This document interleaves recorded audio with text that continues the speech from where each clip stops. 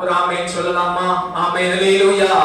அன்பானவர்களே, இந்த காலை நேரத்திலே ஆண்டவர் உங்களோடும் என்னோடும் பேச விரும்புகிற ஒரு வார்த்தை, கர்த்தர் நம்மை உயர்த்துகிறவர். ஒரு ஆமென் சொல்லலாமா? அல்லேலூயா. பக்கத்தில் இருக்கவங்களை பார்த்து சொல்லுங்க, கர்த்தர் உங்களை உயர்த்துவார். கர்த்தர் உங்களை உயர்த்துவார். வேதம் சொல்லுகிறது, அவரே தாழ்த்துகிறவரும் அவரே உயர்த்துகிறவருமாய் இருக்கிறார். சிறியவனை புழுதியிலிருந்து எடுத்து எளியவனை குப்பையிலிருந்து எடுத்து அவர் உயர்த்துகிறவராய் இருக்கிறார். நீங்கள் சாதாரணமானவர்களா இருக்கலாம், உங்கள் குடும்ப பின்னணியம் சாதாரணமானதா இருக்கலாம், நீங்கள் ஒரு எளிமையானவர்களா இருக்கலாம், நீங்கள் ஒரு சிறுமையானவர்களா இருக்கலாம். ஆனாலும் கர்த்தர் உங்களை உயர்த்த வல்லவராய் இருக்கிறார். அல்லேலூயா. பாஸ்டர், என்னை ஆண்டவர் நல்லா உயர்த்தி வைத்திருக்கிறார் என்று நீங்கள் யாராவது சொல்வீர்களானால் கர்த்தரை மகிமைப்படுத்துங்கள். ஏதோ உங்கள் திறமையால் அல்ல, உங்களுடைய முயற்சியால் அல்ல, உங்கள் ஞானத்தினால் அல்ல, கர்த்தரே உங்களை உயர்த்தி வைத்திருக்கிறார். அல்லேலூயா. எத்தனை பேர் சொல்ல முடியும், இது என் பலன் அல்ல, இது தேவன் எனக்கு கொடுத்த ஒரு பெரிய ஆசீர்வாதம் என்று சொல்லுகிறவர்? அல்லேலூயா சொல்லலாமா? அல்லேலூயா. ஒருவேளை நீங்கள் உயர்த்தப்பட வேண்டும் என்று விரும்புவீர்களானால், ஓ ஆண்டவரே, பாஸ்டர், நாங்க தாழ்மையில் இருக்கிறோம், நாங்க சிறுமையில் இருக்கிறோம், நாங்கள் அற்பமான நிலைமையில் இருக்கிறோம், எங்கள் உறவுகள் நடுவே, நண்பர்கள் நடுவே, எங்கள் ஏரியாவிலே எல்லாரும் முன்பாக நாங்கள் ஏழ்மையின் நிலைமையில் இருக்கிறோமே பாஸ்டர் என்ற நிலைமையில் நீங்கள் இருப்பீர்களானால், இன்னைக்கு ஆண்டவர் சொல்லுகிறார், மகனே மகளே, நீ கலங்காத, நான் உன்னை உயர்த்துகிற தேவன் என்று கர்த்தர் உங்களுக்கு வாக்கு கொடுக்கிறார். அல்லேலூயா. உங்களை தாழ்த்துகிறவர் அவர்தான், உங்களை உயர்த்துகிறது அவர்தான். அல்லேலூயா. இந்த உலகம் தவறாய் புரிந்து கொண்டது. இந்த உலகம் என்ன நினைக்குதுன்னா, நான் கடினமா உழைச்சா, நான் முயற்சி செஞ்சா முன்னேறலாம். உங்களோட முயற்சி உங்களை உயர்த்தும், முன்னேற்றும், உண்மைதான். ஆனால் அன்பானவர்களே, தேவன் கொடுக்கிற ஆசீர்வாதத்துக்கு அது நிகரானது அல்ல. தேவன் ஒருவனை உயர்த்த நினைத்தால், இல்லாதவைகளை இருக்கவைகள் போல் அழைக்கிறவர்கள், ஒன்றுமில்லாதவைகளை கொண்டு பெரிய காரியங்களை செய்கிறவர்கள், ஆடு மேய்த்தவனை அரசனாய் மாற்றக்கூடிய வல்லமையுள்ள ஆண்டவர் ஒரு சிறியவனை உயர்த்தி ராஜாக்களோடும் பிரபுக்களோடும் அமரச் செய்ய வல்லவராய் இருக்கிறார். அல்லேலூயா சொல்லலாமா? அல்லேலூயா. அருகாமையில் இருக்கிறவங்களை பார்த்து சொல்லுங்க, கர்த்தர் உங்களை நிச்சயம் உயர்த்துவார். அல்லேலூயா. இங்க இருக்கிற ஒவ்வொருவரையும் நான் பார்த்து சொல்லுறேன், உங்களையும் உங்கள் குடும்பத்தையும் உங்கள் பிள்ளைகளையும் உங்கள் சந்ததிகளையும் கர்த்தர் உயர்த்த வல்லவராய் இருக்கிறார். அல்லேலூயா. ஒரு 3 காரியங்களை உங்கள் முன் வைக்க போகிறேன். யாரை கர்த்தர் உயர்த்துவார்? யாரை கர்த்தர் உயர்த்தி ஆசீர்வதிப்பார்? யாரை தேவன் உயர் ஸ்தானத்துக்கு கொண்டு செல்வார்? முதலாவது ஒரு காரியம், மத்தேயு எழுதின சுவிசேஷம் 23ஆம் அதிகாரம் 11-12 வசனங்களை வாசிக்கலாம். மத்தேயு எழுதின சுவிசேஷம் 23ஆம் அதிகாரம் 11-12 வசனங்களை வாசிக்கலாம். சத்தமா வாசிங்க. உங்களில் பெரியவனாய் இருக்க விரும்புகிறவன் உங்களுக்கு ஊழியக்காரனாய் இருக்க கடவன். தன்னை உயர்த்துகிறவன் தாழ்த்தப்படுவான், தன்னை தாழ்த்துகிறவன் உயர்த்தப்படுவான். ஒரு ஆமென் சொல்லலாமா? அல்லேலூயா. இந்த இடத்தில் கர்த்தருடைய வார்த்தை சொல்கிறது, அன்பானவர்களே, உங்களில் யாராவது, இங்க இருக்கிறவர்களில் யாராவது நீங்கள் பெரியவர்களாய் இருக்க விரும்புவீர்களானால், நீங்கள் தான் இந்த ஸ்தலத்தில் இருக்கிறவர்களுக்கு எல்லாருக்கும் ஒரு பணிவிடைக்காரர்களாக இருக்க வேண்டும். தன்னை தான் தாழ்த்துகிறவன் உயர்த்தப்படுவான், தன்னை உயர்த்துகிறவன் தாழ்த்தப்படுவான். அப்ப முதல் காரியம், கர்த்தர் உங்களை உயர்த்த வேண்டுமானால் முதலாவது உங்களை நீங்கள் தாழ்த்த வேண்டும். முதலில் யாரை கர்த்தர் உயர்த்துவார்? தாழ்மை உள்ளவர்களை கர்த்தர் உயர்த்துவார். அல்லேலூயா. அல்லேலூயா. செவத்துல கோபமா வந்து கர்த்தர் நல்லவர். தாழ்மை உள்ளவர்களை கர்த்தர் உயர்த்த வல்லவராய் இருக்கிறார். இந்த வார்த்தையை கேட்கிற அன்பானவர்களே, உங்க வீட்டுல யாராவது வராதவங்க இருந்தா அந்த சத்தியத்தை நீங்க வீட்டுல போய் சொல்லிக் கொடுக்கணும். எத்தனை பேர் அதை செய்வீங்க? அல்லேலூயா. அதான் உங்களை குறிப்பெடுத்து வைங்கன்னு சொல்றது. ஒருவேளை யாராவது உங்க நண்பர்கள், உறவுகள், நம்ம சபைக்கு இன்னைக்கு வராதவங்க யாராவது இருந்தாங்கன்னா, இந்த சத்தியத்தை அவர்களுக்கு சொல்லிக் கொடுக்க வேண்டிய பொறுப்பை உங்க கையில நான் கொடுக்கிறேன். சொல்லுங்க அல்லேலூயா. இந்த 400 ரேஸ்ல, ரேலி ரேஸ்ல என்னன்னா, ஒருத்தர் ஒரு அந்த பேர் தெரியலையே, அது என்ன பண்ணுவாங்கன்னா, அந்த இதை கொண்டு 4 பேர் ஓடுறது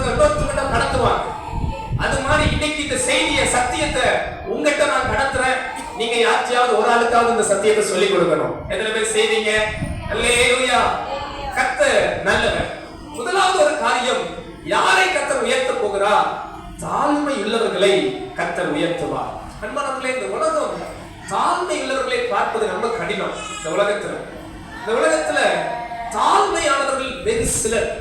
ஆனா கர்த்தருடைய விருப்பம், யார் அவருக்கு முன்பாக தங்களை தாழ்த்துகிறார்களோ அவர்களை உயர்த்த தேவன் விருப்பம் உள்ளவராய் இருக்கிறார். யாக்கோபு 4ஆம் அதிகாரம் 10ஆம் வசனம் இப்படியாக சொல்கிறது. யாக்கோபு 4ஆம் அதிகாரம் 10ஆம் வசனம் வாசித்து பாருங்க சீக்கிரமா. கர்த்தருக்கு முன்பாக உங்களை தாழ்மைப்படுத்துங்கள், அப்பொழுது அவர் உங்களை உயர்த்துவார். அன்பானவர்களே, கர்த்தருக்கு முன்பாக உங்களை தாழ்த்துங்கள். Humble yourself before the Lord, He will lift you up. ஆண்டவர் உங்களை உயர்த்துவார். தேவனுக்கு முன்பாக உங்களை தாழ்த்தும் போது, ஆண்டவருக்கு முன்பாக உங்களை தாழ்த்தும் போது அவர் உங்களை உயர்த்த வல்லவராய் இருக்கிறார். அல்லேலூயா. இந்த தாழ்மைக்கு எதிர்ப்பதம் என்னவென்று கேட்கிறீர்களானால், பெருமையின் எண்ணங்கள். சிலர் பாருங்க, பெருமையின் எண்ணங்கள் நமக்குள் வந்துவிடும்.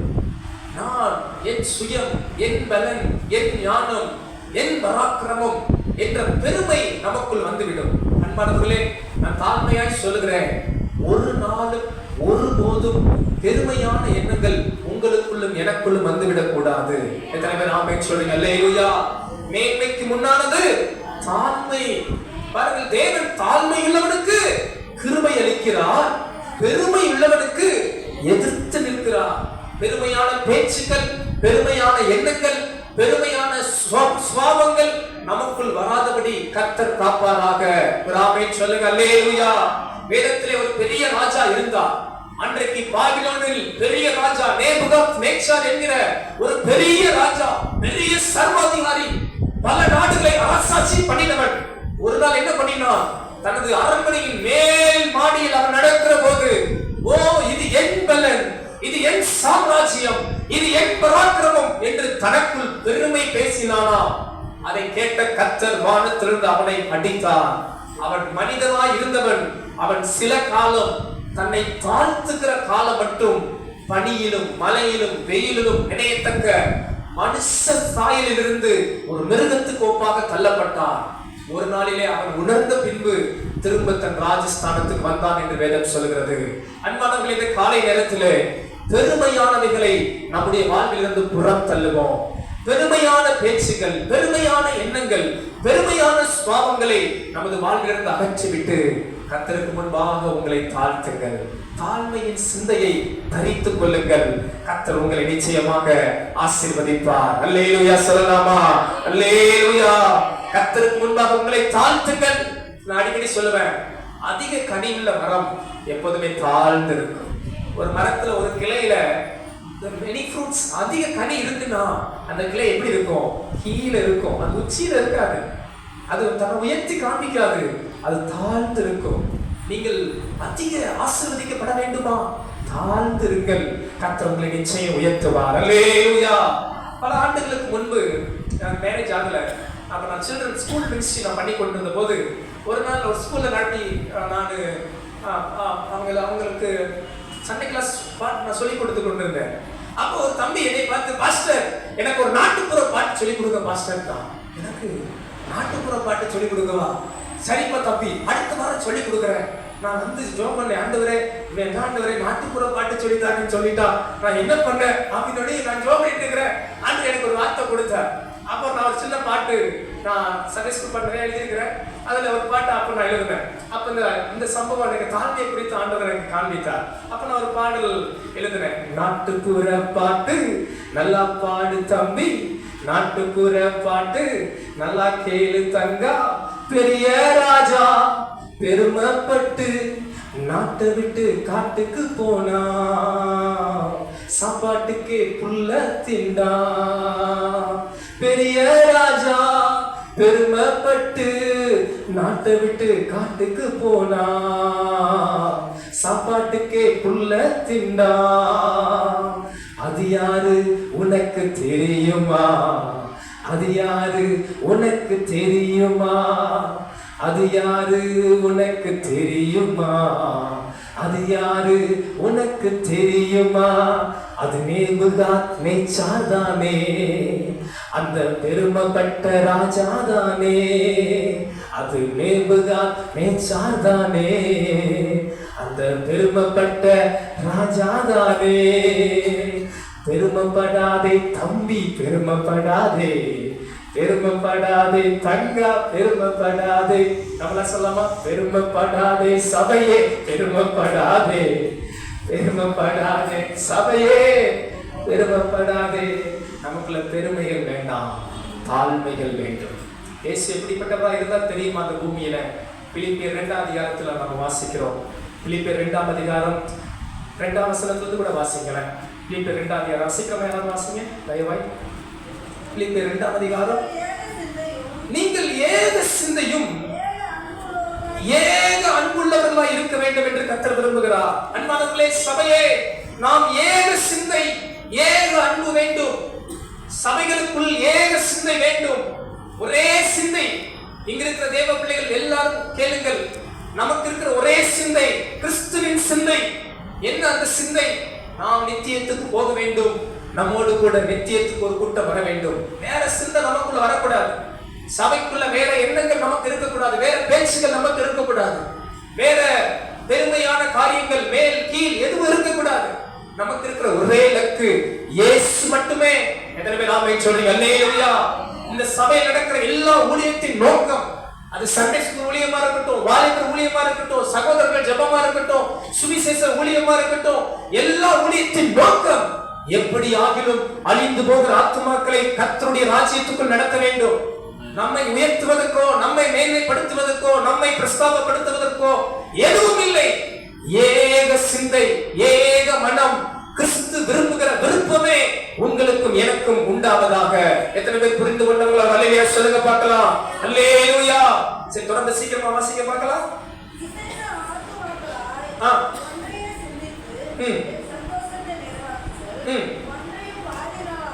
ஒன்றையும் நீங்கள் வாதினாலாவது பெருமையினாலாவது செய்யாமல் மனத்தாண்மையினாலே ஒருவரை ஒருவர் தங்களிலும் மேன்மையானவர்களாக எண்ண கடவீர்கள். அன்பானவர்களே, ஆண்டவர் சொல்றாரு பாருங்க, எதையும் வாதினால் செய்யக்கூடாது, பெருமையினால் செய்யக்கூடாது. ஒருவரை ஒருவர் மேன்மையாக எண்ணுங்கள், மனத்தாழ்மையாய் செய்யுங்கள். கர்த்தருக்காக எதை செய்தாலும் தாழ்மையாய் நாம் செய்ய கர்த்தர் நம்மை அழைத்திருக்கிறார். பிறந்து பார்ப்போமானால் அவனவன் தனக்கானவனை அல்ல, பிறனுக்கானதை நோக்க வேண்டும். உங்களை காட்டிலும் மற்றவர்களை மேன்மையாய் நாம் எண்ண வேண்டும். அன்பானவர்களே, எப்போதும் நீங்க பிறரை நல்லா கனம் பண்ணுங்க, உங்களை கனம் பண்ணுவாங்க. நீங்க மற்றவர்களுக்கு எவ்வளவு கனம் கொடுக்குறீங்களோ அவ்வளவு கனம் உங்களுக்கு கொடுக்கப்படும். மற்றவங்களை நான் தாழ்மையா சொல்றேன், நான் அதெல்லாம் பார்த்துருக்கிறேன். இதை நான் பலருடைய லைஃப்ல பார்த்துருக்கிறேன், பலருடைய வேலை ஸ்தலத்துல பார்த்துருக்கிறேன். யாரு தரக்குறைவா பேசுறாங்களோ அவங்கள பற்றி தரக்குறைவா பேசுறத நான் கேட்டிருக்கிறேன். யாரு நல்ல ரெஸ்பெக்டா கனம் பண்ணி பேசுறாங்களோ அவங்கள குறிச்சு கனம் பண்ணி நான் பேசுறத நான் கேட்டிருக்கிறேன். ஏன் நான் சொல்றேன்னா, நீங்க கனமுள்ள வார்த்தையை பேசி பாருங்க உங்களை பத்தி. ஏன்னா உங்க முன்னாடி எல்லாரும் சிரிச்சு சிஸ்டர் பிரதர் அப்படின்னுவாங்க. ஆனா உங்க பின்னாடி உங்களை குறிச்சு என்ன சொல்லுவாங்க தெரியுமா? நீங்க தரக்குறைவா பேசுறாங்க, உங்களை பற்றி எப்படிதான் பேசுவாங்க. உங்க வீட்டுலயும் அப்படிதான் நடக்கும், உங்க உறவுகள் மத்தியிலையும் பாருங்க. இதெல்லாம் நீங்க சிலதை பார்க்க முடியாது, ஆனா அதான் நடக்கும். வேலை ஸ்தலத்திலையும் பாருங்க. நான் வேலை பார்த்த இடத்துல எனக்கு தெரியும். நான் வேலை பார்த்த இடத்துல ஒரு நல்ல பெரிய மேனேஜர், அவர் நல்ல பெரிய உதவியில் இருக்கிறவர் ஒருத்தர், அவர் பேசினா ஒரு மாதிரி பேசுவார். அப்ப அவரை குறிச்சு கூட வேலை பார்க்க அவர் முன்னாடி பயந்த மாதிரி ஆக்ட் பண்ணுவான். ஆனா வெளியே வந்து திட்டுவான். அதே சமயத்துல ஒரு அப்ரசன்ட் ஒண்ணுமே தெரியாது, அவர் வந்து ஒரு வேலையும் தெரியாது, ஆனா அவர் எல்லாரையும் கனம் பண்ணி பேசுவார். அவர் முன்னாடி அவரை நக்கல் பண்ணுவாங்க. ஆனா வெளியே வந்து அவரை குறிச்சு பேசும்போது நல்ல சாட்சி சொல்லுவாங்க. இருந்தா அவரை மாதிரி இருக்கணும்பா, இருந்தா அவர் போல இருக்கணும்னு சொல்லுவாங்க. ஏன்னா நீங்க எதை காண்பிக்கிறீர்களோ அதை பற்றி தான் உங்களையும் காண்பிப்பார்கள். ஒரு ஆமென் சொல்லலாம். அல்லேலூயா. பெருமை நமக்கு வேண்டாம். தொடர்ந்து வாசிக்கிறோம். கிறிஸ்து இயேசுவில் இருக்க சிந்தையே நமக்கும் காணப்படுவது கடவுது. அவர் தேவனுடைய ரூபமாய் இருந்தும் தேவனுக்கு சமமாய் இருப்பதை கொள்ளையாடின பொருளாய் எண்ணாமல் தம்மை தாமே வெறுமையாக்கி அடிமையின் ரூபம் எடுத்து மனுஷ சாயலானார். அவர் மனுஷரூபமாய் காணப்பட்டு மரண பரியந்தம், அதாவது சிலுவையின் மரண பரியந்தம் கீழ்ப்படிந்தவராகி தம்மை தாமே தாழ்த்தினார். ஆதலால் தேவன் எல்லாவற்றுக்கும் மேலாக அவரை உயர்த்தினார். ஒரு அல்லேலூயா சொல்லுங்க. அல்லேலூயா. இயேசு தம்மை தாழ்த்தினார், ஆதலால் தேவன் அவரை உயர்த்தினார். இந்த காலை நேரத்தில் அன்பானவர்களே, உங்களை கர்த்தர் உயர்த்த விரும்புகிறார். உங்க வேலை ஸ்தலத்துல கர்த்தர் உயர்த்த விரும்புகிறார். உங்க குடும்பத்துல கர்த்தர் உங்களை உயர்த்த விரும்புகிறார். நீங்க உங்களை தாழ்த்துவீர்கள் ஆனால் கர்த்தர் உங்களை நிச்சயமாய் உயர்த்துவார். பெருமை நமக்கு வேண்டாம். பெருமையான எண்ணங்கள், பெருமையான பேச்சுகள், அகம்பாவிதமான சிந்தைகள், இந்த உலக மாம்ச எண்ணங்கள்லாம் வேண்டாம். கிறிஸ்து இயேசுவில் இருக்கிற சிந்தையே எனக்கும் இருக்க கடவுது. நான் என்னை தாழ்த்துவேன், நான் எதை செய்தாலும் மனத்தாழ்மையாய் செய்வேன் என்று அர்ப்பணிப்போம். கர்த்தர் நம்மை ஆசீர்வதிப்பார். கரம் உயர்த்தி ஒரு அல்லேலூயா சொல்லலாமா? அல்லேலூயா. அடுத்தபடியாக யாரை கர்த்தர் உயர்த்துவார்? இரண்டாவது ஒரு காரியம் வாசியுங்கள். மத்தேயு எழுதின சுவிசேஷம் 25ஆம் அதிகாரம் 23ஆம் வசனம். சீக்கிரமா வாசிங்க. அவருடைய எஜமான் நல்லது உத்தமமும் உண்மையும் உள்ள ஊழியக்காரனே, நீ கொஞ்சத்தில் உண்மையாய் இருந்தாய், அநேகத்தில் உன்னை அதிகாரியாக வைப்பேன் என்றார். அன்பானவர்களே, இரண்டாவது யாரை கர்த்தர் உயர்த்துவார்? உண்மை உள்ளவர்களை கர்த்தர் உயர்த்துவார். ஒரு எஜமான் தன்னிடத்தில் வேலை பார்த்த ஊழியக்காரனிடத்திலே ஒருவனிடத்தில் 5 தாலந்தை கொடுத்தார், ஒருவனிடத்தில் 2 தாலந்தை கொடுத்தார், ஒருவனிடத்தில் 1 தாலந்தை கொடுத்தார். சில நாட்கள் சென்ற பின்பு மீண்டும் வந்து அந்த ஊழியக்காரனிடத்தில் தான் கொடுத்த அந்த தாளந்தை கேட்டார். 5ஐ கொண்டு அவன் என்ன பண்ணினான்? 10ஆக மாற்றினான். 2 வாங்கினவன் 2ஐ 4ஆக மாற்றினான். 1 தாளந்தை வாங்கினவன் நிலத்திலே புதைத்து போட்டு கெடுத்து போட்டான். அப்ப அந்த எஜமான் சொன்னார், 5 தாளந்து வாங்கினவன் 10ஆக்கின் இடத்திலும் 2 தாளந்து வாங்கினவன் 4ஆக்கின் இடத்திலும் ஆண்டவர் அந்த எஜமான் சொன்னார், நல்லது, நீ உண்மையும் உத்தமமாய் இருந்தாய், நீ கொஞ்சத்தில் உண்மையாய் இருந்தாய், உன்னை நான் அநேகத்துக்கு அதிகாரியாய் மாற்றப் போகிறேன் என்றார். அன்பானவர்களே, உங்களுக்கு தேவன் கொடுத்த காரியத்தில் நீங்கள் உண்மையும் உத்தமமாய் இருப்பீர்களானால் கர்த்தர் நிச்சயமாய் உங்களை உயர்த்த வல்லவராய் இருக்கிறார். வேதத்தில் வாசிக்கிறோம், நீதிமொழிகள் 20ஆம் அதிகாரம் 6ஆம் வசனம் வாசிக்க வேணாம். உண்மையுள்ள மனுஷனை கண்டுபிடிப்பவன் யார் என்று வேதம் சொல்கிறது. இந்த கடைசி காலத்திலே உண்மை என்ற வார்த்தைக்கு அர்த்தம் தெரியாத பலர் இருக்கிறார்கள். உண்மைதான் என்னன்னு தெரியல, ஃபெய்த்ஃபுல்லா எப்படி இருக்கிறதுன்னு தெரியல. உன்னை நம்பி கொடுத்தோம்னா அதை எப்படி செய்யறதுன்னு தெரியாம சிலர் இருப்பாங்க. ஆனா வேதம் சொல்கிறது, உண்மையுள்ள மனிதன் பரிபூரண ஆசீர்வாதங்களை பெறுவான். நல்ல என் கூட சேர்ந்து சொல்லுங்க பார்க்கலாம். உண்மையுள்ள மனுஷன் பரிபூரண ஆசீர்வாதங்களை பெறுவான். பக்கத்துல இருக்கவங்க பார்த்து சொல்லுங்க, உண்மையுள்ள மனுஷன் பரிபூரண ஆசீர்வாதங்களை பெறுவான். நீங்க உண்மையா இருந்தீங்கன்னா கர்த்தர் உங்களை ஆசீர்வதிப்பார். வேதத்துல மோசேயை குறித்து சொல்கிறது, மோசே தேவனுடைய வீட்டில் எங்கும் உண்மையுள்ளவன். மோசே ஆசாரிப்பு கூடாரத்தை அசால்ட்டா நினைக்கலங்க, அவன் உண்மையா இருந்தான். அந்த அப்பத்தை உண்டாக்குறதுல வைக்கிறதுல உண்மையா இருந்தான். அந்த தூப கலசத்தை வைக்கிறதுல உண்மையா இருந்தான். ஆசாரிப்பு கூடாரத்துல எங்கு உண்மையுள்ளவனா இருந்தான். உங்களை என்னை குறித்து கர்த்தர் சொல்ல முடியுமா? என் மகன், என் மகள் எங்கும் உண்மையுள்ள தேவ பிள்ளை. உங்க வேலை ஸ்தலத்துல நீங்க உண்மையா இருக்கிறீங்களா? உங்க குடும்பத்துல நீங்க உண்மையா இருக்கிறீங்களா? நீங்க படிக்கிற விஷயத்துல படிக்கிற பிள்ளைகள் உண்மையா இருக்கிறீங்களா? கொஞ்சம் சிந்திச்சு பாருங்க. நீங்க உண்மையா இருந்தீங்கன்னா கர்த்தர் உங்களை உயர்த்துவார்.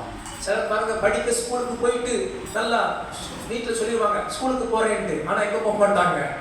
சொல்றோம், அப்படிலாம் நம்ம சர்ச்சில் யாரும் இல்லை. சொல்றேன், ஸ்கூலுக்கு போறேன்ட்டு எங்க போக மாட்டாங்க, ஸ்கூலுக்கு போக மாட்டாங்க, நல்லா ஊர்ச்சிட்டு போயிடுவாங்க. சிலர் நான் ரோட்ல பார்ப்பேன், யூனிஃபார்ம் சுற்றுவான், டே என்னடா ஸ்கூல் போலையா?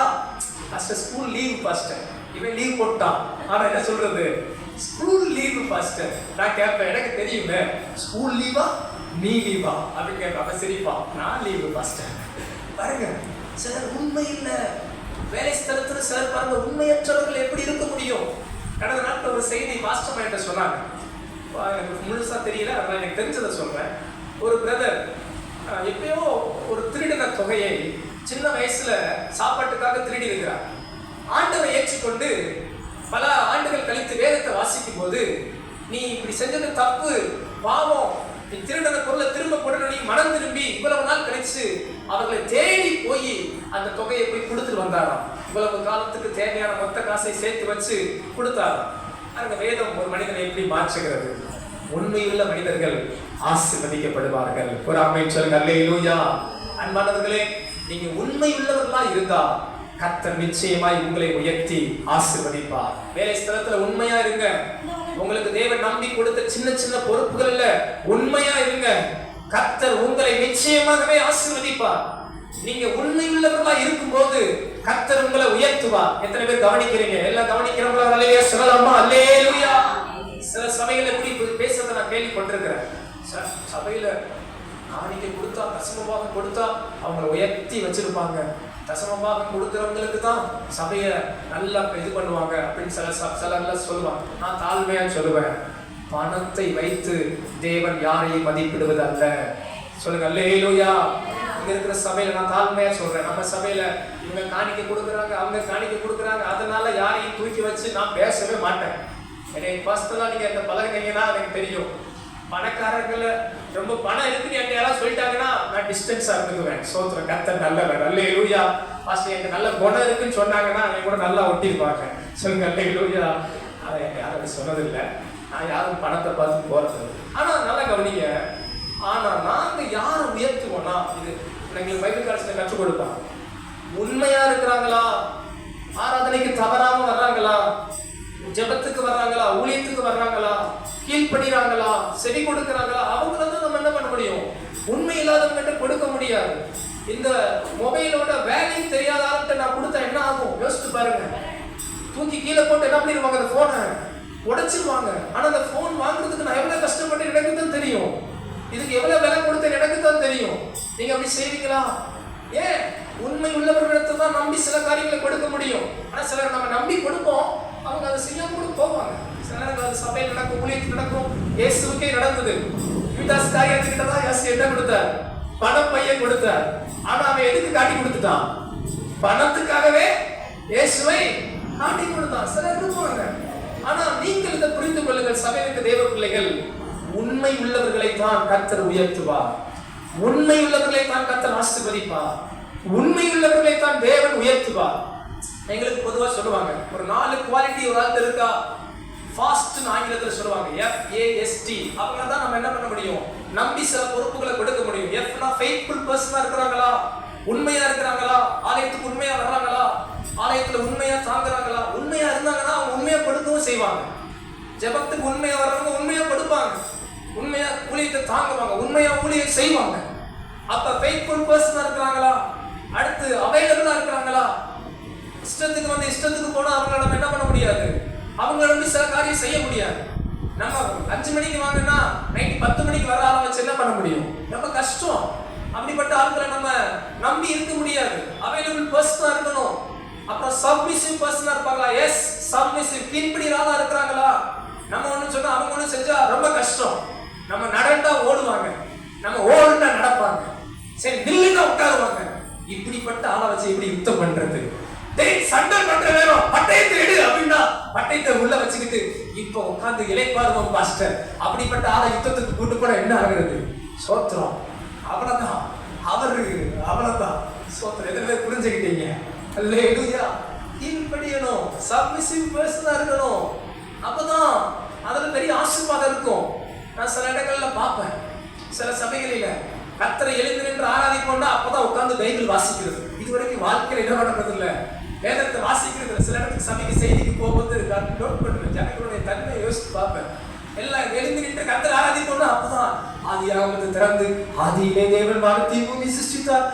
அதுக்கு விளக்கம் கொடுப்பாங்க. ஆவியானவர் என்னை வேதத்தை திறந்து வாசிக்கும்படி ஏவினார் அப்படின்னுவாங்க. நான் நினைச்சு பார்ப்பேன், இங்க ஆவியானவர் எல்லாம் அசைவாடி கர்த்தரை மகிமைப்படுத்த எல்லாம் எழுதி கர்த்தரை மகிமைப்படுத்தினா உங்களுக்கு மட்டும் என்ன பண்றாரு ஆண்டவர்? எப்படிப்பட்ட ஜனங்கள் பாருங்க. அதெல்லாம் ரொம்ப தவறான காரியம். அதெல்லாம் ஒரு நல்ல தன்மை அல்ல. அதெல்லாம் அது வந்து பாருங்க, உலகத்துல அப்படி இருக்க முடியுமா? ஸ்கூல்ல பிரேயர் நடக்குது, எல்லாம் நில்லுங்கண்டா அங்க உட்காருவோமா? காலேஜ்ல எல்லாரும் நின்று நிக்கணும், அந்த 15 மினிட்ஸ் நிக்கணும். சேப்பல் டைம் உட்காந்தா டீச்சரா இருக்கவங்க கேட்டு பாருங்க, உட்காந்து அலோவ் பண்ணுவீங்களா? அலோவ் பண்ண மாட்டாங்க. என்ன சொல்லுவாங்க? ஏய் நில்றா அப்படின்னு அடி போட்டுருவாங்க. யூனிஃபார்மை கரெக்டா போட்டு வரணும், பெல்ட்டை கரெக்டா மாட்டணும், டைய கரெக்டா மாட்டணும், ஐடி கார்டு போட்டுருக்கணும், இல்லைன்னா அவ்வளவுதான் கெட் அவுட் அப்படின்ட்டுருவாங்க. ஆமாவா இல்லைங்களா? ஆனா ஆண்டவர் சமயத்துல பேசாம நடக்கட்டும், நம்ம பேசாம நம்ம இருப்போம் அப்படின்னு சிலர் கீழ்ப்படியாம இருக்கிறவங்கள வச்சு ஒண்ணு செய்ய முடியாது, கஷ்டம். அவங்களை நம்பி பொறுப்புகளை கொடுப்பது கஷ்டம், அவர்களை கர்த்தர் உயர்த்துவது கஷ்டம். அன்பானவர்களே, நீங்க உங்க வேலை ஸ்தலத்திலும் உங்க எஜமானுக்கு கீழ்ப்படிந்து நடக்க வேண்டும். வேதம் சொல்கிறது, நீங்க ஏதாவது ஒரு கம்பெனில வேலை பார்க்குறீங்களா, ஏதாவது ஒரு பெரிய ஆபீஸ்ல இருக்கிறீங்களா, உங்க மேனேஜருக்கு கீழ்ப்படிய கற்றுக்கொள்ளுங்கள். அவங்க 9 மணிக்கு வாங்கன்னா நீங்க 10 மணிக்கு போகாதீங்க. அவங்க வந்து சொன்னா நான் ஏன் இஷ்டப்படி தான் செய்வேன்னு சொல்லாதீங்க. கர்த்தர் அதை பார்ப்பார், கர்த்தர் அதை கணக்கு கேட்பார், கர்த்தர் அதை நிச்சயம் அறிவார். கவனமா இருங்க, உண்மையா இருங்க, கர்த்தர் உங்களை நிச்சயம் உயர்த்துவார். அப்புறம் பாருங்க, டீச்சபிள் ஃபாஸ்ட் சொல்ல 4 குவாலிட்டி உங்களுக்கு சொல்லி கொடுத்துருக்கிறேன். உங்களுக்கு இந்த 4 குவாலிட்டியை கர்த்தர் தருவார்னு நான் விசுவாசிக்கிறேன். அல்லேலூயா. நான் நல்ல அடிச்சிட்டீங்க. இப்ப உங்க எல்லாருக்கும் இந்த குவாலிட்டியை கர்த்தர் வைத்திருக்கிறார். கரங்களை வைத்து சொல்லுங்க அல்லேலூயா. ஃபெய்த்ஃபுல் பர்சனா இருக்கணும், அவைலபிள் பர்சனா இருக்கணும், சப்மிசிவ் பர்சனா இருக்கணும், கீழ்ப்படிகிற பர்சனா இருக்கணும். அடுத்து டீச்சபிள், கற்றுக்கொள்கிற ஒரு பர்சனா இருக்கணும். நம்ம ஒன்று சொல்லி கொடுத்தா கேட்கிற தன்மை இல்லைன்னா அவங்களை வச்சு பயன்படுத்துறது ரொம்ப கஷ்டம். கேட்கக்கூடிய நபரா இருந்தா அவர்களை கொண்டு கர்த்தர் பெரிய காரியங்களை செய்வார். அல்லேலூயா. நீங்கள் கேட்கத்தக்க தன்மையுள்ளவர்களா இருந்தா உங்க வாழ்வில் தேவன் பெரிய காரியங்களை செய்வார். எத்தனை பேர் விசுவாசிக்கிறீங்க? 2வது காரியம், யாரை கர்த்தர் உயர்த்துவார் என்று கேட்பீர்களானால் உண்மையுள்ள மனிதர்களை கர்த்தர் உயர்த்த வல்லவராய் இருக்கிறார். பக்கத்துல இருக்கவங்க கரம் பிடிச்சு சொல்லுங்க, உண்மையுள்ள மனிதர்களை கர்த்தர் உயர்த்துவார். நீங்க உண்மையா இருந்தீங்கன்னா இயேசுப்பா உங்களை நிச்சயம் ஆசீர்வதிப்பார். அப்போஸ்தலனாகிய பவுல் தீமோத்தேயுக்கு சொல்லும்போது, உண்மையுள்ள மனிதர்களிடத்தில் ஒப்புவி. உண்மை இல்லாதவங்கிட்ட எதையும் ஒப்புவிக்க முடியாது. உண்மையுள்ள மனிதர்களிடத்தில் ஒப்புவிக்கும் போது அது நிச்சயமாய் ஆசீர்வதிக்கப்படும். சத்தமா ஒரு அல்லேலூயா சொல்லலாமா? அல்லேலூயா. கடைசி ஒரு காரியம், யாரை கர்த்தர் உயர்த்துவார்? ஒரு 2 காரியத்தை சொன்னேன். தாழ்மையுள்ளவர்களை கர்த்தர் உயர்த்துவார், உண்மையுள்ளவர்களை கர்த்தர் உயர்த்துவார். கடைசி காரியம் 1 பேதுரு 5ஆம் அதிகாரம் 6ஆம் வசனம். 1 பேதுரு 5ஆம் அதிகாரம் 6ஆம் வசனம். ஆகையால் ஏற்ற காலத்திலே தேவன் உங்களை உயர்த்தும்படிக்கு அவருடைய பலத்த கைக்குள் அடங்கி இருங்கள். அன்பானவர்களே, கடைசி காரியம், ஏற்ற காலத்துல உங்களை உயர்த்தணும்னா நீங்க கர்த்தர் கரத்துல என்ன பண்ணிருக்கணும்? அடங்கி இருக்கணும். கடைசி காரியம் என்னன்னு கேட்டீங்கன்னா, கீழ்ப்படுகிறவர்களை கர்த்தர் உயர்த்துவார். யார் கர்த்தர் கரத்துல அடங்கி இருக்கிறாங்களோ, யார் கர்த்தருக்கு கீழ்ப்படுகிறாங்களோ அவர்களை கர்த்தர் நிச்சயம் உயர்த்துவார். இன்னைக்கு கொஞ்சம் எல்லாரும் நீங்க கவனிக்கல. இன்னைக்கு உலகத்துல இருக்கிற பிரச்சனை என்ன தெரியுங்களா? உன் வாழ்க்கை உன் கையில, உன் இஷ்டம். நான் யாருக்கும் கண்ட்ரோல் கிடையாது, நான் யாருக்கும் கண்ட்ரோல் கிடையாது, நான் யாருக்கும் அடங்கலா இருக்க முடியாது, நான் யாருக்கும் கட்டுப்பட்டுலாம் இருக்க முடியாது. கேட்டிருக்கீங்களா அந்த வார்த்தையை? கேட்டிருக்கீங்களா? சின்ன பிள்ளைங்களாம் அந்த வார்த்தை பேசுது. என்ன நீ சொன்னா நான் கேட்கணுமா? நீங்களாம் அந்த வார்த்தை கேட்டிருக்கீங்களா? நான் கேட்டிருக்கேன். ஒரு முறை சின்ன பையன் சொல்றான், ஃபர்ஸ்ட் அவங்க சொல்றதை நான் கேட்கணுமா? அதெல்லாம் கேட்க முடியாது. சின்ன பையன், 8 வயசு பையன். இன்னைக்கு பாருங்க, அவர் என்ன சொல்றது, நான் என்ன கேட்கறது? குடும்பங்களில் இந்த பிரச்சனை இருக்கும், வேலை ஸ்தலத்தில் இந்த பிரச்சனை இருக்கும். குறிப்பா வாலிப பிள்ளைகள் இந்த போன் ரொம்ப அழகா ஃபெமிலியரா யூஸ் பண்றதை நான் கேட்டிருக்கிறேன். நான் கேட்க முடியாது அப்படின்ற ஒரு காரியம். அன்பானவர்களை நல்லா கவனிங்க, வேதமே நமக்கு சுயாதீனத்தை கொடுத்திருக்கிறது. உங்களை கர்த்தர் அடிமைப்பட அழைக்கப்படவில்லை, கர்த்தர் உங்களை அடிமைத்தனத்திலிருந்து விடுவிக்கவே அழைத்திருக்கிறார். உங்களுக்கு சுய சித்தத்தை கொடுத்ததே ஆண்டவர் தான். ஒருமுறை நான் வாலிப நாட்களில ஆண்டவருக்கு ரொம்ப வைராக்கியமா வாழணும் ஆசை, நல்லா ஜோம் பண்ணணும் ஆசை, நல்லா ஊழியம் செய்யணும் ஆசை. ஆனால் வாலிப நாட்களில் பார்த்தீங்களா, எனக்கு ரொம்ப ஜோம் பண்ண முடியாது. நல்லா கொஞ்ச நேரம் ஜோம் பண்ணுவேன், சோர்ந்து போயிடுவேன். நல்லா ஊழியத்துக்கு போகணும்னு ஆசை. ஒரு பாஸ்டர் போய், பாஸ்டர் ஏன் ஆண்டவர் இப்படி படைச்சார்?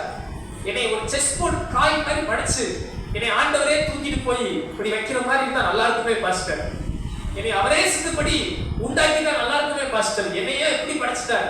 சில நேரம் பாருங்க, என்னால ஜெபிக்க முடியல, சில நேரம் நான் ஆண்டவர் பிரியமா வாழணும்னு நினைக்கிறேன், வாழ முடியலையே பாஸ்டர்.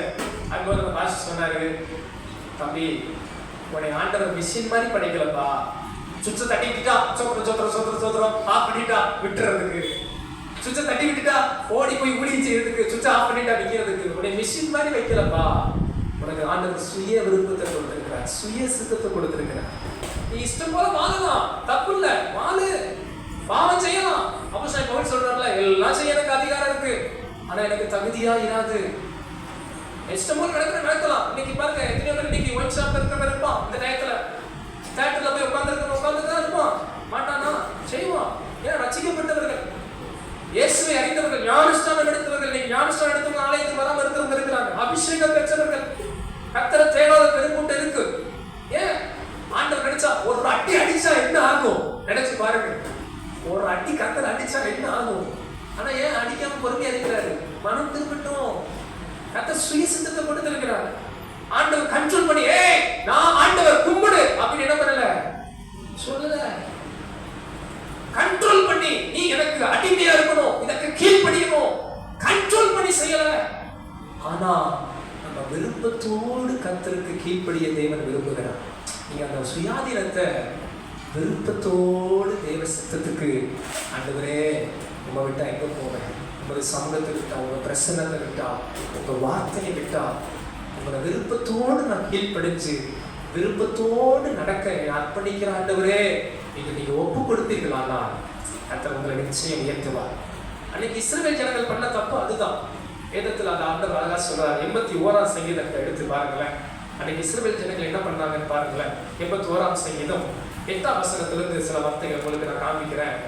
81ஆம் சங்கீதம், எல்லாருக்கும் வசனத்தை கொஞ்சம் கவனிக்க அன்பாய் கேட்கிறேன். 81ஆம் சங்கீதம் 8ஆம் வசனத்தை பாருங்க. என் ஜனமே கேள், ஆண்டவர் சொல்றார் பாருங்க, என் ஜனமே நீ கேள், உனக்கு நான் சாட்சிட்டு சொல்றேன். இஸ்ரவேலே, தேவ பிள்ளையே, இன்னைக்கு நான் இப்படி சொல்லுவேன், சபையே, இஸ்ரவேல் இடத்துல சபை வைத்துக் கொள்ளுங்க, இல்லாட்டி உங்க பேரை கூட வச்சுக்கோங்க, எனக்கு அதுல உங்க விருப்பம். இஸ்ரவேலே, சபையே, நீ எனக்கு செவி கொடுத்தால் நலமா இருக்கும். ஆண்டவர் கேட்கிறாரு, அப்பா நீ எனக்கு கீழ்ப்படிஞ்சா எப்படி இருக்கும்? நலமா இருக்கும்பா. எனக்கு செவி கொடுத்தா பாருங்க, ஆண்டவர் நினைச்ச மிரட்டலாம், பயமுறுத்தலாம், அடிக்கலாம், கண்டிக்கலாம். கேட்கிறியா இல்லையா? சில நம்ம சொல்லுவோம் பிள்ளைய, கேட்கிறியா இல்லையா? நம்மளே மிரட்டுறோம். ஆண்டவர் நினைச்சா மிரட்டிருக்கலாம். நான் சொல்றாரு பாருங்க, நீ செவி கொடுத்தால் நலமா இருக்கும். உனக்குள் வேற தேவன் உண்டாயிருக்க வேண்டாம், அந்நிய தேவனை நீ நமஸ்கரிக்க வேண்டாம். பாருங்க, உன்னை எகிப்து தேசத்திலிருந்து புறப்பட பண்ணின உன் தேவனாகிய கர்த்தர் நான். அப்பா, உன்னை எகிப்து தேசம் நீங்கள் நானும் புரிந்து கொள்ள வேண்டுமானால், பாவத்திலிருந்து நம்மளை விடுதலை ஆக்கின, சாபத்திலிருந்து நம்மளை விடுதலை ஆக்கின, பரலோகத்துக்கு கொண்டு செல்கிற தேவன் நான் தான். உன் வாயை விரிவாய் தர நான் அதை நிரப்புவேன். நீ நல்லா உன் வாயை விரிவாய் திறந்து துதி, ஸ்தோத்திரம் பண்ணு, நன்றி செலுத்து, உனக்கு நன்மை செய்வேன் என்று கர்த்தர் சொல்றார். ஆனா ஆண்டவர் சொல்றார் பாருங்க, என் ஜனமோ என் சத்தத்துக்கு செவி கொடுக்கவில்லை. அன்பானவர்களே, இன்றைக்கு அநேக தேவ பிள்ளைகள் தேவ சத்தத்துக்கு செவி கொடுப்பதில்லை. ஆண்டவர் எத்தனை முறை பேசினாலும் அதற்கு விட்டு கொடுப்பதில்லை, அதற்கு கீழ்ப்படிவதில்லை. அதை ஒரு அந்நிய காரியமாய் நினைத்து விடுகிறவங்க உண்டு. ஆண்டவர் மனஸ்தாபப்பட்டு சொல்கிறார், என் ஜனமோ என் சத்தத்துக்கு செவி கொடுக்கவில்லை. இஸ்ரவேல் என்னை சோத்ரம். இன்னைக்கு அநேக தேவ பிள்ளைகள் ஆண்டு சொல்ற பாருங்க, என்ன பண்ணல இருக்கலப்பா, எப்படி இருக்கும் யோசித்து பாருங்க. என் கூட சேர்ந்து இந்த வார்த்தை நீங்க உணர்றீங்க நம்புறேன். ஆண்டவர் சொல்றாரு, என்னைய நீ நேசிக்கலப்பா, உங்ககிட்ட வந்து ஆண்டவர் தரிசனமாகி நீ என்னை நேசிக்கலப்பாண்டா, இப்படி இருக்கும். அப்பா அன்னைக்கு பேதுருவை பார்த்து ஆண்டவர் கேட்டார், என் இடத்துல அன்பா இருக்கிறாயா அப்படின்னு. நீ முதல் தடவை கேட்டோடனே உடனே சொல்லிட்டு, ஆண்டவர் அன்பா தான் இருக்கிறேன். 2ஆவது தடவை 3ஆவது தடவை கேட்கணும், இவனுக்கு உள்ளவே உடஞ்சு போயிடுச்சு. தெரியும் ஆண்டவரே, நான் அன்பா ஆண்டவரே இருக்கிறேன். இன்னைக்கு எத்தனை தேவ பிள்ளைகள் கர்த்தரை விரும்புறாங்க, சபையை விரும்புறாங்க, ஜெபத்தை விரும்புறாங்க, ஆலயத்தை விரும்புறாங்க, ஊழியத்தை விரும்புறாங்க. எத்தனை பேர் கர்த்தர் சத்தத்துக்கு கீழ்ப்படியவங்க இருக்கிறாங்க. யோசித்து பாருங்க. அன்னைக்கு ஆண்டவர் இஸ்ரவேல் ஜனங்களை கேட்டார், நான் அந்த சபை என்று ஏன் ஒவ்வொருடைய பெயர், ஏன் உங்க பிள்ளைகள் பெயர்லாம் வச்சு பாருங்க. உங்க பிள்ளைகள் கர்த்தரை விரும்புறாங்களா? உங்க பிள்ளைகள் கர்த்தரை நேசிக்கிறாங்களா? கர்த்தரை தேடுறாங்களா?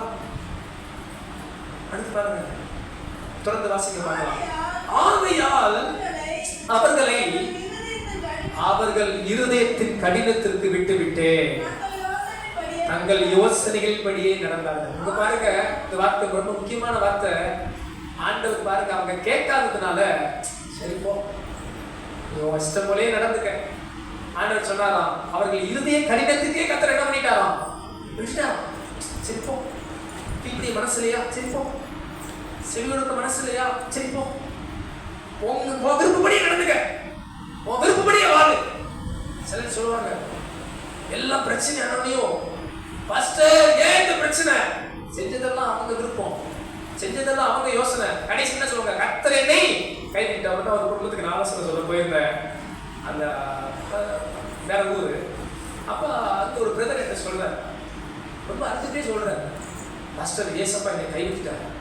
ஏசப்பா உனக்குள்ள கைவிட்டாரா, எதுக்கு கைவிட்டார் சொல்லுங்க அப்படின்னு சொல்லும்போது அவங்க சொல்றாங்க, பாஸ்டர் ஏசப்பா என்னை கைவிட்டார், பாஸ்டர் என் குடும்பத்தை கைவிட்டார், என் பிரச்சனையை பாருங்க, இவ்வளவு பிரச்சனை அவ்வளவு பிரச்சனை.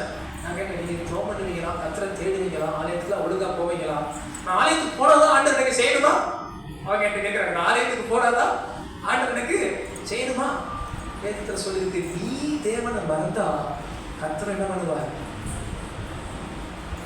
நம்ம ஆண்டவரை தேடலன்னா ஆண்டவர் நம்மளை எப்படி ஆசீர்வதிக்க முடியும்? நம்ம கர்த்தருடைய சத்தத்துக்கு கீழ்ப்படியலன்னா எப்படி கர்த்தர் நம்மளை தூக்கி ஆசீர்வதிப்பார்? ஆண்டவர் அழகா சொல்றாரு பாருங்க, நீ என்ன விரும்பலப்பா, என் சத்தத்துக்கு நீ செவி கொடுக்கலப்பா, அதனால நான் என்ன பண்ணிட்டேன், உன் இஷ்டத்துக்கே விட்டுட்டேன், உன்னோட யோசனைக்கே விட்டுட்டேன், நீ உன் இஷ்டப்படியே வாழை என்று சொல்லிவிட்ட அப்படின்னு சொல்றாரா. தொடர்ந்து வாசிங்க. இங்க பாருங்க, ஆண்டவர் உணர்வு பூர்வமா சொல்றாரு, என் ஜனம் எனக்கு செவி கொடுத்து இஸ்ரவேல் என் வழிகளில் நடந்தால் நலமா இருக்கும். இப்பவும் ஒண்ணு கெட்டு போகல அன்பானவர்களே, இந்த சத்தத்தை கேட்கிற தேவ பிள்ளைகளே, இப்பவும் கர்த்தருடைய இதயத்தின் துடிப்பு என்னவென்றால், என் ஜனம் எனக்கு செவி கொடுத்து, இஸ்ரவேலே சபையே தேவ பிள்ளையே என் வழிகளில் நீ நடந்தால் நலமா இருக்கும். அல்லேலூயா. இப்பவும் கர்த்தர் உங்களை உயர்த்த ஆயத்தமா இருக்கிறார். கர்த்தர் இப்பவும் உங்களை உயர்த்த, ஆசீர்வதிக்க, மேன்மைப்படுத்த ஆயத்தமா இருக்கிறார். செய்ய வேண்டிய ஒன்றே ஒன்று, என் ஜனம் எனக்கு செவி கொடுத்து என் வழிகளில் நடந்தால் நலமா இருக்கும். அல்லேலூயா. கரம் உயர்த்தி அல்லேலூயா சொல்லலாம். அல்லேலூயா. இதுவரை உங்க லைஃப்ல பல கொலாப்ஸ் நடந்திருக்கலாம். இதுவரை உங்க தீர்மானம், உங்க வாழ்க்கையில, உங்க குடும்பத்துல, உங்க வேலை ஸ்தலத்துல, உங்க படிப்புல கோட்டை விட்டுருக்கலாம். பரவாயில்ல, இதுவரைக்கும் நீங்க சீரவா இருந்திருக்கலாம். இப்பவும் கர்த்தர் அழைக்கிறார், என் ஜனமே எனக்கு செவி கொடு, என் வழியில் நீ நட, நலமானதை உனக்கு தருவேன் என்று கர்த்தர் வாக்கு கொடுக்கிறார். அல்லேலூயா. அன்பானவர்களே, ஒன்று மட்டும் நான் ஆண்டவருடைய இதயத்தை சொல்றேன், எப்ப வந்து கர்த்தாவே கரம் நீட்டினாலும் ஆண்டவர் உங்களை அணைத்துக் கொள்ள வல்லவராக இருக்கிறார். நீங்க பல முறை விழுந்திருக்கலாம், பல முறை தவறி இருக்கலாம். கர்த்தர் கிருபையுள்ள தேவனாய் இன்னும் மகனே மகளே என்று இதய கதவை தட்டி கொண்டே இருக்கிறார். வேதத்தில் வாசிக்கிறோம், இதோ வாசற்படியில் இன்று நான் கதவை தட்டுகிறேன், ஒருவன் என் சத்தத்தை கேட்டு கதவை திறந்தால் நான் அவனுக்குள் வந்து அவனுடைய போஜனம் பண்ணுவேன் என்று கர்த்தர் வாக்கு கொடுக்கிறார். அல்லேலூயா. இன்னைக்கு நான் விசுவாசிக்கிறேன், இருக்கிற அநேகருடைய இதய கதவை இயேசு தட்டி கொண்டே இருக்கிறார். மகளே மகனே, நீ என் சத்தத்துக்கு செவி கொடுத்தா போதும்பா, நீ நல்லா இருப்ப. தொடர்ந்து வாசித்தீங்கன்னா உன்னை உச்சிதமான கோதுமையினால் திருப்தி ஆக்குவேன், கண்மலையின் தேனினால் உன்னை திருப்தி ஆக்குவேன், உன்னை ஆசீர்வதித்து உயர்த்துவேன் என்று கர்த்தர் வாக்கு கொடுத்திருக்கிறார். அன்பானவர்களே, யாரை கர்த்தர் உயர்த்துவார்? தம்முடைய வார்த்தைக்கு கீழ்ப்படுகிறவர்களை கர்த்தர் உயர்த்துவார். உலக சொல்றபடி வாழாதீங்கப்பா. என் வாழ்க்கை, என் தீர்மானம், என் இஷ்டம், எனக்கு பிடிச்சது, நான் விரும்புறது வேண்டாம் வேண்டாம். ஒரு தீர்மானம் எடுத்திருக்க, கர்த்தர் சித்தம், கர்த்தருடைய வார்த்தை, கர்த்தருடைய சத்தம், கர்த்தருடைய நடத்துதல், கர்த்தருடைய ஆலோசனை என்ற ஒரு தீர்மானம் எடுத்து வாழுங்க. உங்க வாழ்க்கை நலமா இருக்கும், உங்க துக்கங்கள்லாம் சந்தோஷமா மாறும், உங்க கண்ணீர் மாறும், உங்க சிறுமையிலிருந்து கர்த்தர் உங்களை உயர்த்துவார், எளிமையான இடத்திலிருந்து கர்த்தர் உங்களை மேலாக்குவார், உங்களை வாளாக்காமல் தலையாக்குவார், கீழாக்காமல் மேலாக்குவார். அவருடைய பலத்த கரத்துக்குள் நீங்கள் அடங்கி இருந்தால் ஏற்ற காலத்துல உங்களையும் உங்கள் குடும்பத்தையும் ஏன் நம்ம சபையையும் கர்த்தர் உயர்த்தி ஆசீர்வதிப்பார். விசுவாசிக்கிறவர்கள் நல்ல கரங்களை தட்டி ஆண்டவருக்கு நன்றி சொல்லுவோமா? ஸ்தோத்திரம் ஸ்தோத்திரம் ஸ்தோத்திரம் ஸ்தோத்திரம், நன்றி தகப்பனே. ஆனால் பல துக்கமான காரியத்தில் ஒண்ணு என்னன்னா, பலர் என்கிட்ட சொன்ன காரியம் கடைசி நேரத்துல அவங்க இந்த வார்த்தையை சொல்றதை நான் கேட்டிருக்கிறேன். நீதிமொழிகள் 5:12-13 வாசிங்க. இதே வார்த்தையை பலர் என்கிட்ட சொன்னதை நான் கேட்டிருக்கிறேன். சீக்கிரம் வாசிக்கிறீங்களா? அதோட நம்ம படிக்கலாம். நீதிமொழிகள் 5:12-13. ஐயோ, போதகத்தை நான் வெறுத்தேனே, கடிந்து கொள்ளுதலை என் மனம் அலட்சியம் பண்ணினதே, என் போதகர் சொல்லை நான் கேளாமலும் எனக்கு உபதேசம் பண்ணினவர்களை நான் செவிசாயாமலும் போனேனே. பலர் இந்த வார்த்தையை என்று சொல்றதை நான் கேட்டிருக்கிறேன். ரொம்ப கஷ்டத்துல போன பின்னாடி ஐயோ நான் போதகத்தை வெறுத்தேனே, அன்னைக்கே எங்க பாஸ்டர் சொன்னாரு, இல்ல அன்னைக்கே அந்த பிரதர் சொன்னாங்க, அன்னைக்கே அந்த சிஸ்டர் சொன்னாங்க, அதை நான் செவி கொடுக்காமல் போயிட்டேனே என்று வேதனைப்பட்ட பலரை நான் கேட்டிருக்கிறேன். என் ஜபம், என் வாஞ்சையெல்லாம் நீங்க ஒரு நாள் இந்த வார்த்தை சொல்லாதபடி, இன்றே ரட்சணிய நாள், இன்றே கிருபையின் காலம், இன்றைக்கு ஆண்டவர் உங்களுக்கு சொல்லுகிற சத்தியத்துக்கு கீழ்ப்படிந்து நடங்கள். கர்த்தர் உங்களை ஆசீர்வதிப்பார். ஒருவனை உயர்த்துகிறவர் அவர், தாழ்த்துகிறவர் அவர். உங்களை உயர்த்த வாஞ்சியுள்ள தேவனை பற்றி கொள்ளுங்கள், அவரை அண்டிக் கொள்ளுங்கள், அவர் வார்த்தைக்கு கீழ்ப்படியுங்கள். கர்த்தர் உங்களை நிச்சயம் உயர்த்துவார். பாருங்க, வேதம் சொல்கிறது, அவனை நாமத்தை அறிந்திருக்கிறபடியா அவனை உயர்ந்த அடைக்கலத்தில் வைப்பேன். இந்த காலை நேரத்தில் அன்பானவர்களே, உங்களையும் என்னையும் உயர்ந்த அடைக்கலத்துக்கு கொண்டு செல்ல வல்ல தேவன் ஒருவர் இருக்கிறார்.